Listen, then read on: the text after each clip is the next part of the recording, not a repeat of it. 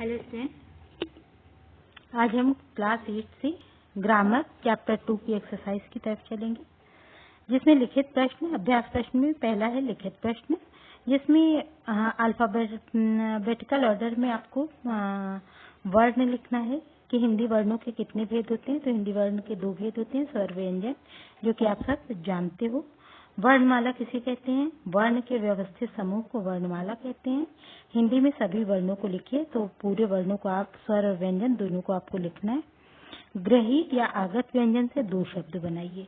ग्रहित या आगत, आए हुए या लिए हुए या विदेशी व्यंजन से 2 शब्द बनाना है। सघोष तथा अघोष में अंतर स्पष्ट कीजिए। तो सघोष वह वर्ण होते हैं जिसको बोलने में स्वर तंत्रों में कंपन होता है, और अघोष वो वर्ण होते हैं, व्यंजन होते हैं जिन्हें बोलने में स्वर तंत्रों में कंपन नहीं होता है। सघोष तथा अघोष व्यंजन।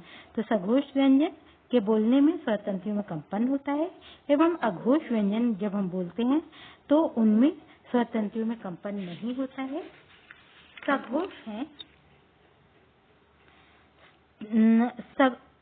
अघोष है श, स और स, और सघोष है या, रा, ला, व और ह। तो इस प्रकार से आप ये प्रश्न अपने आप करिएगा। इसको करने के लिए अगर आपको सहायता लेनी पड़े तो आप क्लास 7 की बुक से कर सकते हैं, जो आपके पास होगी क्लास 7 की बुक, इसलिए कि इसके चैप्टर सेम हैं। 6, 7, 8 के चैप्टर सेम है। अगर 6 में मिले तो 6 से ले सकते हैं, 7 में की हो तो 7 से कर सकते हैं। वैसे आपके पास अभी 7 की होगी। ये वह है उचित विकल्प के सामने सही का चिन्ह लगाइए। हिंदी में कितने वर्ण होते हैं? तो हिंदी में कुल वर्ण 52 होते हैं, इसलिए कि स्वर और व्यंजन मिला के 52 होते हैं। भाषा की सबसे छोटी इकाई होती है वर्ण। जिन स्वरों के उच्चारण में कम से कम समय लगता है उसे ह्रस्व स्वर कहते हैं। जिन ध्वनियों के उच्चारण में स्वर तंत्र में कंपन नहीं होता उन्हें क्या कहते हैं? उन्हें अघोष कहते हैं। अघोष कहते हैं। अब है उच्चारण के आधार पर सर्वाधिक समय लगता है प्लुस स्वर में। प्लुस स्वर जब हम बोलते हैं इसमें उच्चारण के आधार पर सबसे ज्यादा समय लगता है। निम्नलिखित के 3 उदाहरण लिखिए अघोष की। अघोष व्यंजन क्या है? स, श और श। सघोष व्यंजन है या, रा, ला, व। तो ये है, इसे आप शब्द भी बना सकते हैं या इनके नाम भी दे सकते हैं। निम्नलिखित वर्णों के उच्चारण स्थान लिखिए। औ, औ, तो ये ओष्ठ है, इसलिए कि इसमें और कुछ नहीं, ओष्ठ स्थान है। अंग नासिक्य है।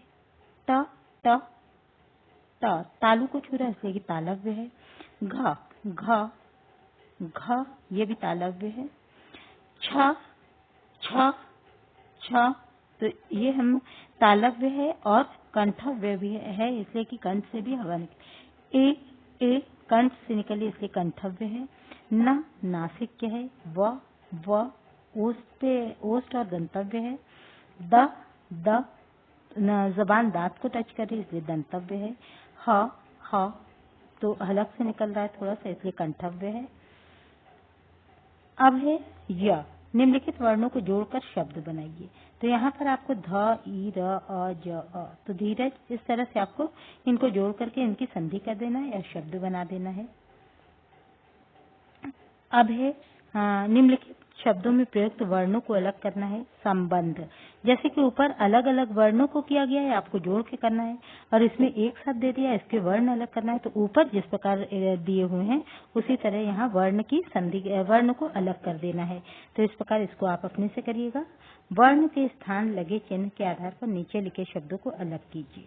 अब अनुस्वार इसमें से जो हो उसको अलग करके लिख दीजिए, विसर्ग जो हो उसको अलग करके लिख दीजिए, हलंत वाले जो हैं उसको अलग करके लिख दीजिए, जैसा कि यहाँ पे किया हुआ भी है। कोष्ठ में से उचित शब्द चुनकर रिक्त स्थान की पूर्ति कीजिए। जिन स्वरों के उच्चारण में ह्रस्व स्वर से तिगुना समय लगता है उसे क्या कहते हैं? प्लुस स्वर। हमें दीन और दिन, तो दिन की सेवा करनी चाहिए। भारत में विभिन्न जाति पाति, तो नहीं, जाति के लोग रहते हैं। कच्चा तथा लट्टू में च, आधा च और ट। व्यंजन में द्वित्व का उदाहरण। द्वारा और शुद्ध शब्दों में द्वि और दूध व्यंजन है द्वित्व की। तो इस प्रकार से आपको यहाँ पर ये कंप्लीट करना है।